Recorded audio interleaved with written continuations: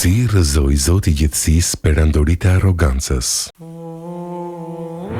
Historia e njerëzimit është një varrezë gjigande perandorish, mbretërish edhe qytetrimesh që dikur mendonin se ishin të pavdekshme. Ata kishin ushtrit më të fuqishme, arkitekturën më madhështore, pasuritë më të mëdha dhe teknologjinë më të përparuar të kohës së tyre. Por sot, mbi ta ka rënë heshtja e harresës. Pse u shkatruan? Çfarë e solli fundin e tyre? Nëse pyetni historianët, ata do t'ju flasin për kriza ekonomike, inflacion apo pushtimet ushtarake. Por kodi hyjnor i historisë na tregon një të vërtetë tjetër, shumë të thellë. Qytetrimet nuk bien sepse u mbarojnë parat. Ato rënohen nga një sëmundje shpirtërore dhe shoqërore që quhet zullum. Padrejtia, shtypja e të dobtëve, arroganca e të fortëve dhe shkelja e të drejtave të njerëzit. Ky është virusi që bren themelet e çdo shoqërie derisa e shembat e plotësisht. Në Kur'anin famlar, Zoti i gjithësisë e ka bërë të qartë se ai nuk e shkatron kurrë një popull pa arsye. Allahu nuk i ndeshkon njerëzit pse janë të varfër apo pse kanë një kulturë të caktuar. Ndëshkimi zbret vetëm atëherë kur zullumi bëhet kryefjala e asaj shoqërie. Allahu i madhëruar thotë: Zoti ynë nuk është i tillë që të shkatrojë vendbanimet me padrejti, nëse banorët e tyre janë përmirësues të mirë. Surja Hud 117. Por kur udhëheqësit korruptohen, kur të pasurit shtypin të varfrit, kur gjykatat kthehen në tregje ku blihet e vërteta dhe kur populli hesht përpara krimit, atëherë ligji i Zotit vjet në lëvizje. Në surën Haxh, krijuesi na fton të meditojmë mbi fatin e qyteteve të zullumit. E sa banor qytetesh që bënin zullum, ne i kemi shkatruar, ashtu që ato u përmbysën në kulmet e tyre. Sa pus kanë mbetur të braktisur dhe sa pallate të larta kanë mbetur të pabanuara. Surja Haxh 45. Mendojeni këtë imazh, pallatet e larta e të pabanuara. Ato mure luksoze nuk i mbrojtën dot kur erdhi urdhri i Zotit. Kurani nuk na tregon pralla, ai na tregon fakte të pakundërshtueshme historike. Ai na merr përdore dhe na çon te gërmadhat e popujve të kaluar për të parë se çfarë bën zullumi. Kujtoni popullin e Adit, që ishte gjigant në ndërtim. Ata thoshin me arrogancë, kush është më i fuqishëm se ne? Zullumi i tyre ndaj të papajshmëve bëri që Zoti t'u dërgonte një erë të akullt që i shkatroi për 78 ditë, duke i lënë si trupa palmash të kalpura. Kujtoni popullin e Themudit, që gdhëndnin shtëpi brenda shkëmbimeve të maleve duke menduar se asgjë nuk i godet dot. Zullumi dhe mosbindja e tyre u ndëshkua me një klith më të vetme nga qielli, që u andali zemrat në kraharor brenda një sekonde. Dhe mbi të gjitha, kujtoni faraonin e Egjiptit, simbolin e zullumit absolut. Ai që thoshte, unë jam Zoti juaj më i lartë. Ai që vriste fëmijët e pafajshëm dhe robëronte një popull të tërë.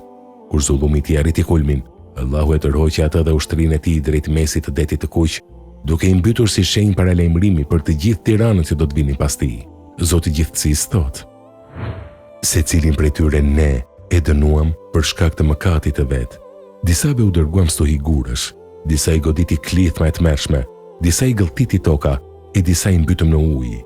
Allahu nuk u bëri atyre padrejti, por ata i bën padrejti vetë vetes. Surja Ankebut 40. Po profeti ynë i dashur Muhammed, paqja dhe bekimet e Allahut qofshin mbi të, si e trajtoi zullumin? Ai erdhi si mëshirë për botët, por kur flitej për zullumin, fjalët e tij ishin të mpreta si teu i shpatës. Profeti alayhis salam na ka treguar se Zoti i jep kohë zullumqarit.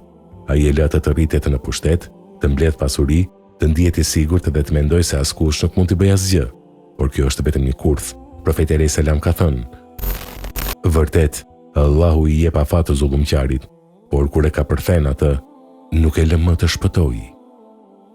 Pastaj ai lexoi ajetin e Kuranit: I tillë është dënimi i Zotit tënd, kur dënon vendbanimet që bëjnë zullum. Vërtet dënimi i tij është i dhimbshëm dhe i ashpër. Në një porosi tjetër që tronditet çdo shtypës, profeti alayhis salam kur dërgoi Muadh ibn Xhebelin në Yemen, i dha një urdhër të prerë: Ruaju lutjes së atij që i është bërë zullum pa drejtësi, sepse mes lutjes së tij dhe Allahut nuk ka asnjë perde. Mendoje këtë o zullumqar. Ti mund të kesh roje, mund të kesh ligje që të mbrojnë, mund të kesh ushtri.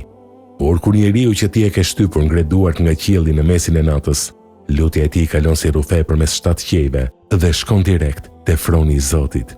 Dhe Allahu premton: Pasha madhështinë time, unë do të ndihmoj, qoftë edhe pas një kohe. Zullumi nuk është thjesht një krim ndaj individit. Ai është një vetvrasje kolektive për një popull. Kur një shoqëri lejon që zullumi të bëhet normë, kur pranohet rishfeti, kur vidhet djersa e punëtorit, kur dënohet i pafuqishmi dhe kur të gjithë thonë çfarë më duhet mua, ajo shoqëri ka nënshkruar dënimin e saj. Dietari i madh i Islamit Ibn Taymije ka shkruar një rregull të artë të sociologjisë islame që duhet të gdendur në çdo institucion. Allahu e ndihmon dhe e ngren një shtet të drejtë, qoftë ai dhe jo musliman, dhe Allahu e shkatron dhe e rrëzon një shtet zullumqar, qoftë ai edhe musliman. Drejtësia është emri i Zotit dhe sistemi i tij mbi tokë nuk pranon kompromis me shtypjen. O njerëz, le të zgjohemi përpara se të jetë vonë.